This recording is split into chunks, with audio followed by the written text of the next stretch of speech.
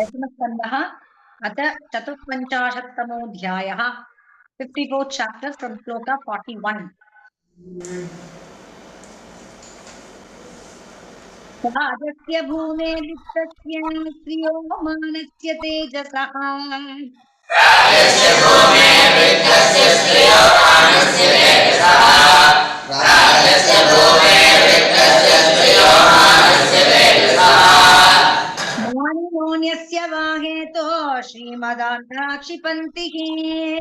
मानिनोऽन्यस्य वाहेतो श्रीमदान्ध्राक्षिपन्तिः मानिनोऽन्यस्य वाहेतो श्रीमदान्ध्राक्षिपन्तिः राजस्य भूमेर्वित्तस्य श्रियो मानस्य तेजसः मानिनोऽन्यस्य वाहेतो श्रीमदान्ध्राक्षिपन्तिः विषमा बुद्धिः सर्वभूतेषु दुर्हृदा तमेयं विषमा बुद्धिः सर्वभूतेषु दुर्हृदा तमेयं विषमा बुद्धिः सर्वभूतेषु दुर्हृदा मन्यसे सदा भद्रं सुहृदां भद्रमज्ञवत् यन्मन्यते सदा भद्रं सुहृदां भद्रमज्ञवत् यन्मन्यते सदा भद्रं सुहृदां भद्रमज्ञवत् तमेयं विषमा बुद्धिः सर्वभूतेषु दुर्हृदा यन्मन्यते सदा भद्रं सुहृदां भद्रमज्ञवत् आत्ममोहो नृणामेष कल्प्यते देवमायया आत्ममोहनृणामेष कल्प्यते देवमायया आत्ममोहनृणामेष कल्प्यते देवमायया दुर्हृद् उदासीन इति देहात्ममानिनां सुहृद्दुर्हृदुदासीन इति देहात्ममानिनां सुहृद्दुर्हृदुदासीन इति देहात्ममानिनां आत्ममोहनृणामेष कल्प्यते देवमायया सुहृद्दुर्हृदुदासीन इति देहात्ममानिनां एक एव परो ह्यात्मा सर्वेषामपि देहिनाम् एक एव परो ह्यात्मा सर्वेषामपि देहिनाम् एक एव परो ह्यात्मा सर्वेषामपि देहिनाम् नानेव गृह्यते मूढैः यथा चेत् यथा नभः नानेव गृह्यते मूढैः यथा ज्योतिर्यथा नभः नानेव गृह्यते मूढैः यथा ज्योतिर्यथा नभः एक एव परो ह्यात्मा सर्वेषामपि देहिनाम् नानेव गृह्यते मूढैः यथा ज्योतिर्यथा नभः देहाद्यन्तवानेश द्रव्यप्राणगुणात्मकः देहाद्यन्तवानेश द्रव्यप्राणगुणात्मकः देहाद्यन्तवानेश द्रव्यप्राणगुणात्मकः आत्मनीय विद्यया क्लिप्तः संसारयति देहिनम् आत्मनि अविद्यया क्रुद्धः संसारयति देहिनाम् आत्मनि अविद्यया क्रुद्धः संसारयति देहिनाम् देहाद्यन्तवानेश द्रव्यप्राणगुणात्मकः आत्मनि अविद्यया क्रुद्धः संसारयति देहिनम् आत्मनोऽन्येन संयोगो वियोगश्च सतस्पति नानान्येन संयोगो वियोगश्चान्तस्सति नानान्येन संयोगो वियोगश्चान्तस्सति हेतुत्वात् तत्प्रसिद्धेः दृग्रूपाभ्यां यथा रवेः तद्धेतुत्वात् तत्प्रसिद्धेः रूपाभ्यां यथा रवेः तद्धेतुत्वात् तत्प्रसिद्धेः रूपाभ्यां यथा रवेः नानान्येन संयोगो वियोगश्चान्तस्सति तद्धेतुत्वात् प्रसिद्धेः रूपाभ्यां यथा रवेः नादयस्तु देहस्य विक्रियान आत्मनः क्वचित् नादयस्तु देहस्य विक्रियान आत्मनः क्वचित् यन्नादयस्तु देहस्य विक्रियान आत्मनः क्वचित् नामिव नैवेन्दोर्मूर्तिर्ह्यस्य कुहूरिव कलानामिव नैवेन्दोर्मूर्तिर्ह्यस्य कुहूरिव कलानामिव नैवेन्दोर्मूर्तिर्ह्यस्य कुहूरिव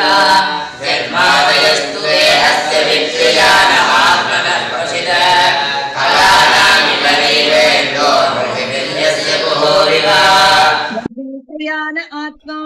विषयान् फलमेव च आत्मानं विषयान् फलमेव च आत्मानं विषयान् फलमेव च सन्त्यर्थे तत्राप्रोत्युभदो भवम् सत्यर्थे तथाप्नोत्यबुधो भवम्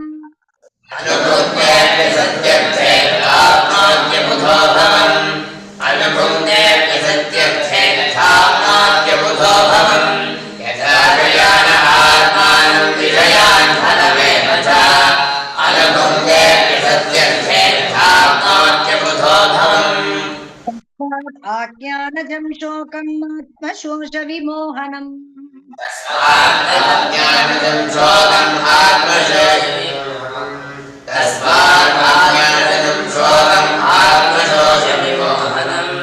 तत्त्वज्ञानेन निर्हृत्य स्वस्था भवतु चित्पिते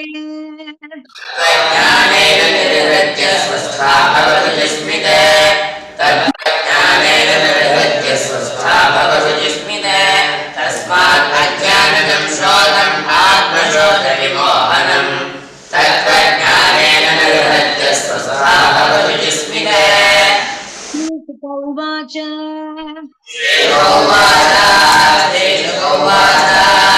एवं भगवता तन्वीरामेण प्रतिबोधिता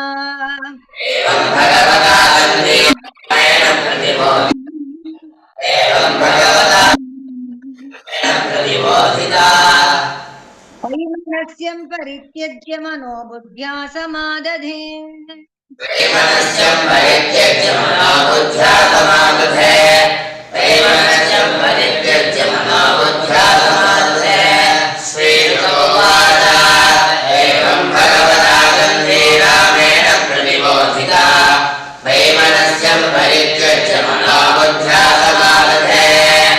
ज्ञानावशेष उत्कृष्टो दिभिः अत बलप्रभः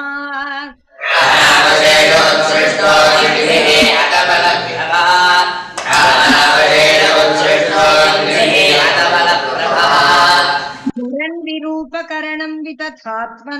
वितथात्मा मनोरथः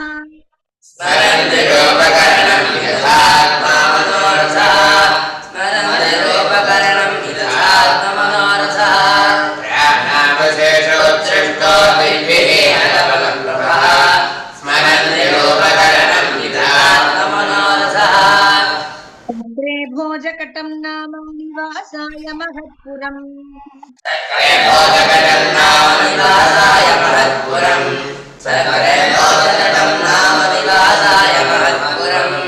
महत्वा दुर्मतिं कृष्णम् अप्रत्यूह्य यवीयसि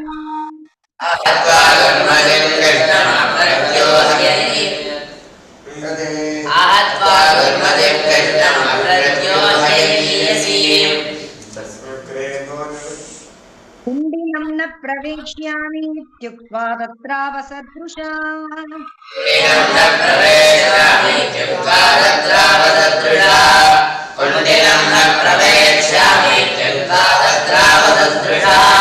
चक्रे भोजकटं नाम निवासाय महत्पुरम्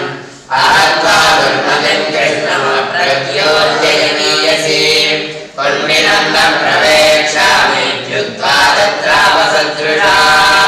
भगवान् भीष्मकसुताम् एवं निर्जित्य भूमिपान् भगवान् भीष्मकसुताम् एवं निर्जित्य भूमिपान् भगवान् भीष्मकसुताम् एवं निर्जित्य भूमिपान् पुरमानीय विधिवत् उपयेमे कुरुद्वः पुरमानीय विधिवत् उपयेमे कुरुद्वः पुरमानीय विधिवत् उपयेमे कुरुद्वः भगवान् भीष्मकसुताम् एवं निर्जित्य भूमिपान् पुरमानीय विधिवत् उपयेमे कुरुद्वः महोत्सवो नृणां यदुपुर्यां गृहे गृहे महोत्सवो नृणां यदुपुर्यां गृहे गृहे तदा महोत्सवो नृणां यदुपुर्यां गृहे गृहे बभूव अभूदनन्यभावानां कृष्णे यदुपतौ नृप अभोदनन्यभावानां कृष्णे यदुपतो नृप अभोदनन्यभावानां कृष्णे यदुपतो नृप तदा महोत्सवो नृणां यदुपुर्यां गृहे अभोदनन्यभावानां कृष्णे यदुपतो नृप नरार्यश्च मुदिताः प्रमृष्टमणिकुण्डलाः नराणार्यश्च मुदिताः प्रमृष्टमणिकुण्डलाः नराणार्यश्च मुदिताः प्रमृष्टमणिकुण्डलाः परिबर्गमुपाजगृहूवर परयो चित्रवाससोः परिबर्हमुपाजग्रहो परयोश्चित्रवाससोः परिबर्हमुपाजग्रहो परयोश्चित्रवाससोः नराणार्यश्च मुदिताः प्रमृष्टमणिकुण्डलाः परिबर्हमुपाजग्रहो परयोश्चित्रवाससोः वृष्टिपुर्युक्तभितेन्द्रकेतुभिः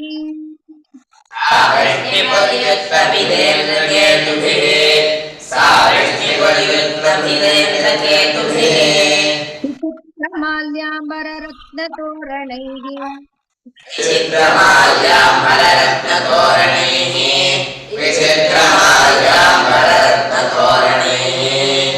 भवौ प्रतिद्वार्युपक्लिप्तमङ्गलैः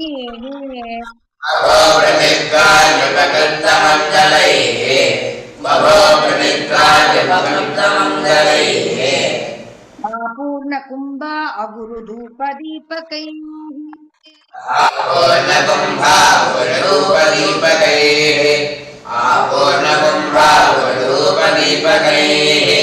सा वृष्टिपर्युक्तभिरेन्द्रकेतुभिः विचित्रमाल्याम्बररत्नतोरणैः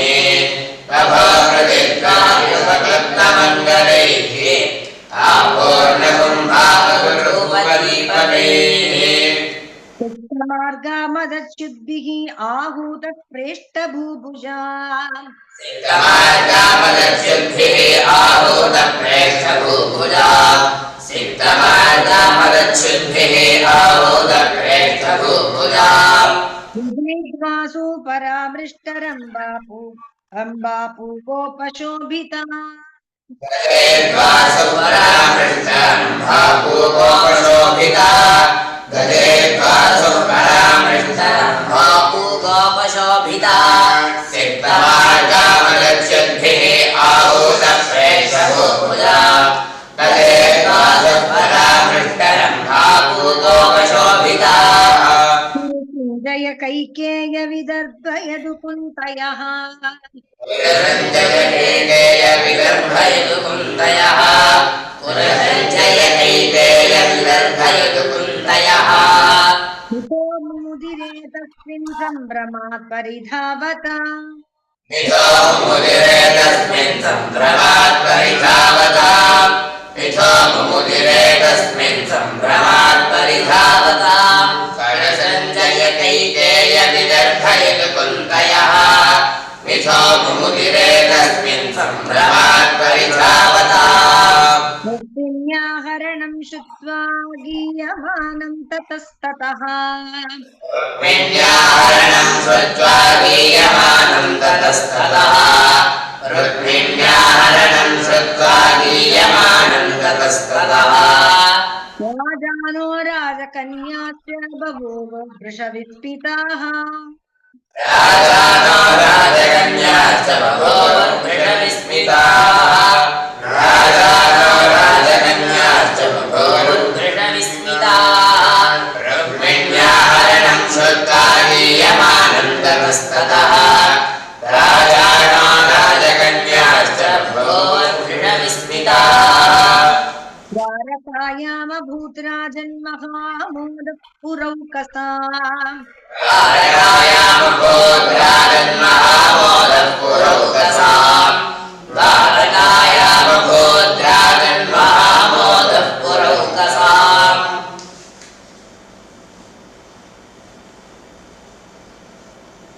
द्वारकायामभूत् राजन्महामोदः पुरौकसा द्वारकायामभूद्राजन्महामोदः पुरोकसाम् द्वारकायामभूद्राजन्महामोदः पुरोकसाम् रुक्मिण्यारमयोपेतं दृष्ट्वा कृष्णं श्रियः पतिः पतिम् रुक्मिण्यारमयोपेतं दृष्ट्वा कृष्णं श्रियः पतिम् रुक्मिण्यारमयोपेतं दृष्ट्वा कृष्णं श्रियः पतिम् द्वारकायामभूद्राजन्महामोदः पुरोकसाम् रुक्मिण्यारमयोपेतं दृष्ट्वा कृष्णं श्रियः पतिम् श्रीमद्भागवते महापुराणे पारमहंस्यां संहितायाम् श्रीमद्भागवते महापुराणे पारमहंस्यां संहितायाम् इति श्रीमद्भागवते महापुराणे पारमहंस्यां संहितायाम् प्रथमस्कन्धे उत्तरार्धे रुक्मिणी उद्वाहे चतुष्पञ्चशतमोऽध्यायः दशमस्कन्धे उत्तरार्धे रुक्मिणी उद्वाहे चतुष्पञ्चाशत्